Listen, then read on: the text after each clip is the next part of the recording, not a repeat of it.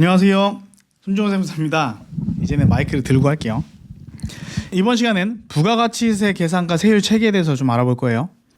부가가치세 계산할 때 어떻게 이게 계산 구조가 돌아가는지 알고 있으면 이때 이 자료를 주면 이게 공제가 되는구나 하고 좀 이제 의사소통이 잘 되겠죠. 저 그런 목적으로 한번 볼게요. 우선은 일반과세자부터 볼 거예요. 일반과세자. 매출액이 만약에 4억 4천만 원이 나왔어요. 매출액 4억 4천만 원.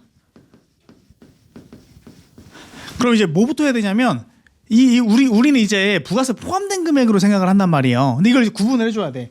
이거를 이제 과세표준이랑 그 다음에 이제 세액으로 부가세액으로 나누어서 계산을 해야 돼요. 이거 곱하기 110분의 10을 하게 되면 이 금액이 부가가치세거든요. 이 금액이 이 금액을 계산하면 이게 4천만 원이야. 계산기 두드리면 나오죠.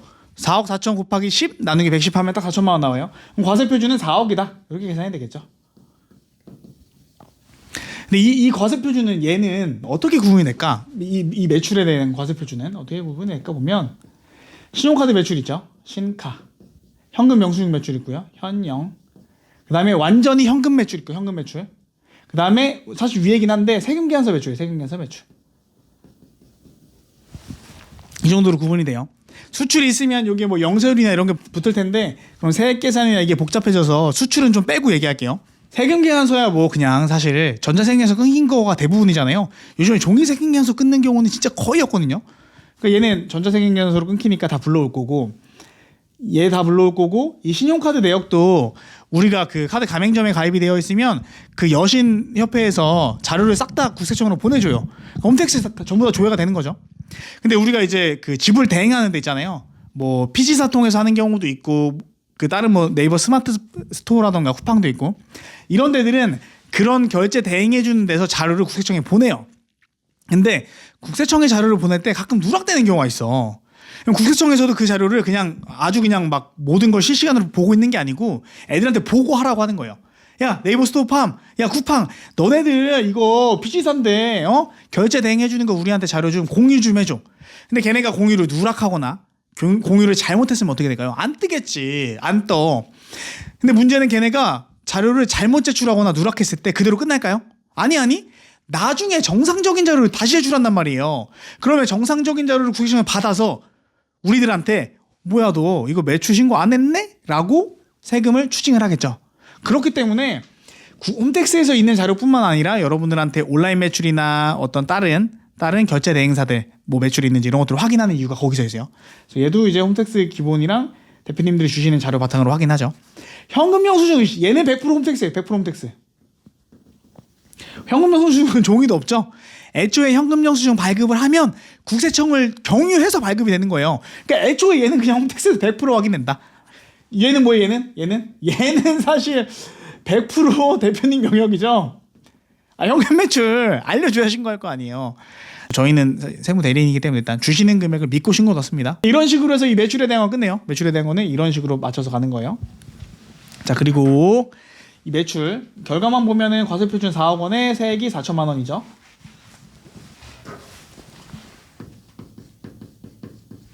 그럼 이제 이 세금을 줄여야 되는 거잖아.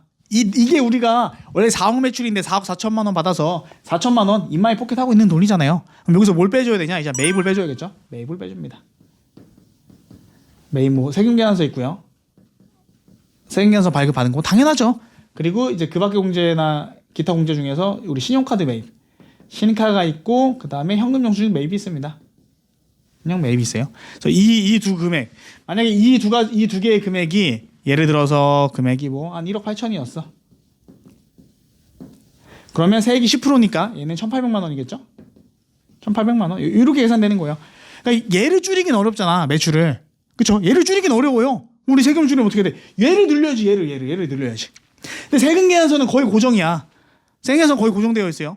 거의 대부분 다 매일세 공제되고 이제 차량 관련되거나 이런 불공제 되겠죠. 그런데 이 카드나 현금 영수증은 약간 애매하단 말이지. 약간 야 이거 개인적 지출인가 사업상 지출인가 조금 애매하단 말이죠. 그러니까 저희가 사업용 뭐 카드 등록 안 됐으면 일단 싹 달라고 하는 게 일단 뭐 등록이 돼서 우리가 확인이라도 돼야지 공제를 넣을 거 아니야. 근데 사업용 카드로 등록이 안 됐으면 안 뜨잖아요. 홈택스 안 떠요. 안 떠. 여러분. 안 떠. 오해 또 이거 오해할까 봐 얘기해야겠다. 카드는 등록 안 하면 안 돼요. 왜 안 뜨냐면 여러분의 개인들의 카드는 전부 다 개인정보 보호법을 적용받고 있어요. 그러니까 보호받고 있는 카드야. 아무도 못 열어봐. 근데 사적인 영역이란 말이야.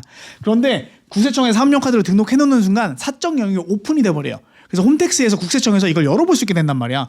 그 자료를 열어봐서 우리한테 다 보여줘서 우리가 처리를 하는 거란 말이에요. 그렇죠?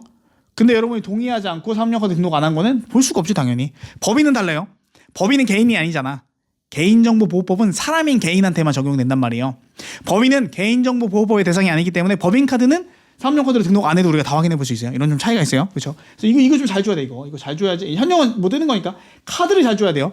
현금 영수증은 제발 소득공제 하지 마세요. 이거 소득공제 받는 경우가 있어. 이거 지출증빙으로 바꿀 수 있거든요. 세무서 연락하면 지출증빙으로 바꾸는 절차가 필요합니다. 사업상 경비 공제를 받으려면 지출증빙이어야 돼요. 그래서 이게 하는 게 좀 필요해요. 아무튼 우리 오늘 전체적인 구조만 볼 거니까 우리 계산서가 있어. 계산서. 세무사님 계산서는 부가세가 안 붙어서 공제 안 되는 거 아니에요? 정확해요. 계산세는 면제이기 때문에 공제가 안 돼요. 앞에 세금이 없잖아. 부가세라고 하는 세금이 없다라는 뜻에서 세금이 빠져 있는 거예요. 그냥 일반 계산서. 그런데 음식점업이나 제조업 같은 경우에는 되게 특이하게 의제 매입세 공제라고 하는 걸 해줘요. 의제 매입세 공제. 의제 매입세 공제를 해줘요. 그래서 계산서가 뭐 한 7,500? 뭐 이 정도 있으면 음식점업 같은 경우에는 대략 한 400만 원 정도. 400만 원 정도를 부가세에서 공제를 해줍니다. 이것도 잘 봐야겠지. 계산서 누락되거나 이런 거 있는지 하나씩 확인해 봐야겠죠. 가끔 이제 뭐 시장에서 과일 사거나 이러면 깜빡하는 경우가 많단 말이에요. 또 쿠팡에서 잔뜩 결제했는데 그거를 이제 우리한테 자료 안 보내주면 정리가 안 돼. 있어야 정리를 하지. 그치? 그쵸? 정리가 안 될 수 있단 말이에요. 그래서 꼭 이거 보내주셔야 되고요. 그리고 마지막으로 우리 개인 사업자들 같은 경우에는 연매출이 10억 원 미만일 때, 10억 원이 안 될 때 그 신용카드랑 현금 영수증 매출에 대해서는 신용카드 등 신카드 공제를 해줘요. 신용카드는 발행세액 공제. 신용카드 등 발행세액 공제를 해줍니다. 이 금액이 한 400 정도가 돼요. 400 정도. 뭐 이렇게 이런 식으로 빠져요 세금이. 봐봐. 정리할게요. 구조 정리할게요. 매출액 이렇게 확인하고 총 매출액에서 10 곱하고 나누기 110을 하게 되면 매출 세액이 나고요. 이 4천만 원 세금을 우리가 내야 되는데 게임이라고 생각해요. 게임이라고. 이 4천만 원 세금을 줄이는 게임이야. 카운팅 막 까는 거야. 자 매입세액에서 자 돌격 공격해 빠바바박 신용카드 현금 영수증 있는 거 다 모아서 공격해 빠바바박 1,800만 원 깠습니다. 그럼 남은 금액 얼마예요? 2,200만 원입니다. 좋았어. 자 그럼 이제 이번에는 계산서 네가 힘쓸 차례야. 의제 매입세 공제 들어가 빠바바박 400만 원 싸워 붙어. 그럼 얼마야? 1,800만 원 세금 내야 되죠. 이때 아직 남았어. 아직 끝나지 않았다고. 신용카드는 발행세액 공제 400만 원 공격 하면 남은 금액 1,400만 원. 그래서 저희가 여러분 대표님들한테 네 대표님 이렇게 전투를 하고 나서 최종 내야 할 세금은 1,400만 원입니다. 이러면 대표님들께서는 뭐야 부가세 왜 이렇게 많이 내요? 거의 이렇게 말씀하시죠. 저희 최선을 다했습니다. 최선을 다해서 전투를 했지만 또 뭐 임금님이 보셨을 때는 조금 별로일 수도 있긴 하죠. 하지만 부가세는 징빙 싸움이기 때문에 임의적으로 어떻게 하긴 어려워요. 자 그러면 간이거세자는 어떻게 계산이 될까요? 간이거세자 여러분 간이가 무슨 뜻이에요? 간이 간단하고 편리하다는 뜻이에요. 간단 편리. 아 진짜냐고요? 아닐 수도 있어요. 근데 제가 강의하면서 보니까 간단과 편리의 요약이라고 하면 간이거세가 그냥 한 방에 이해가 돼. 아 간단하게 만들었구나. 이게 표현이 적절할지 모르겠는데 저는 이게 간이 화장실이랑 비슷하다 약간 이런 느낌이거든요. 그냥 가다가 그냥 대충 딱 화장실 피고 그냥 대충 하는 거야. 대충 볼일만 보는 거야. 대충 그냥 세금만 대충 계산하는 거야. 그래서 간이거세자는 사실 매출만 잡으면 끝나. 매출이 만약에 뭐 예를 들어 한 4억 잡혔어. 간이거세자가 4억 잡히긴 쉽지 않지만 근데 간이거세자는 부가세 포함 금액으로 보죠. 그러니까 매출에서 부가세 징수할 의무는 없지만 좀 얘기가 길어지는데 아까 일반 거세자랑 비슷한 매출로 좀 생각을 한번 해보면 간이거세자는 매출이 4억 4천이래요. 세무사님 왜 4억이 아니고 4억 4천이에요? 부가세 징수 의무가 없지만 일반 소비자한테 매출이 발생을 하면 음식점이야. 음식점 물건 음식 먹는 사람한테 매출이 발생을 하면 가격을 굳이 4억으로 맞출 필요가 없어요. 부가세를 빼고 가격을 떨어뜨릴 필요가 없어요. 왜냐하면 물건 사 먹는 사람들은 그냥 일반 소비자들이 많기 때문에 부가세가 포함되어 있는지 포함 안 되어 있는지 아무 신경 안 써요. 그래서 간이거세자가 뭐 네이버 스토어팜에서 상위 링크 잡고 이런 게 되게 좋아요. 왜냐면 가격 자체를 낮출 수도 있고 아니면 높여서 내가 마진을 많이 가져갈 수도 있고 이런 특성이 있기 때문에. 근데 어쨌든 이 매출을 잡으면 매입은 원칙적으로 그냥 사실 거의 고려 안 해. 고려 안 하고 여기서 그냥 바로 세금이 산출되는 게 이 간이거세자의 특징이에요. 그래서 보통 뭐 1.5%에서 4% 정도로 계산이 되고요. 음식점업이라고 치면 4억 4천만 원이니까 곱하기 1.5% 하면 660만 원 계산이 되죠. 660만 원. 660만 원 세금이 계산이 되고요.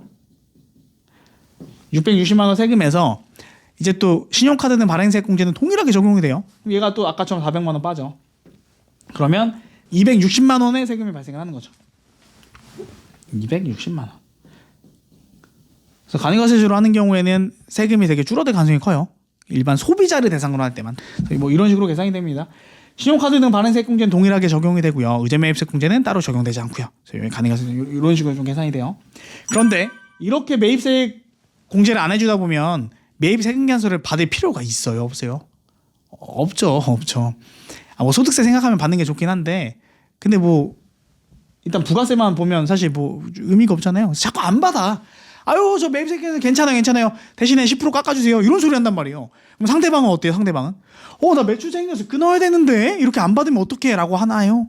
보통 그러죠. 아유, 어쩔 수 없네. 부가세 안 받는다니까 어쩔 수 없이 탈세해야겠네. 이런 생각 해 안 해? 할 수 있단 말이야. 실무에서는 할 수 있단 말이에요. 그렇기 때문에 이거 안 되겠는데?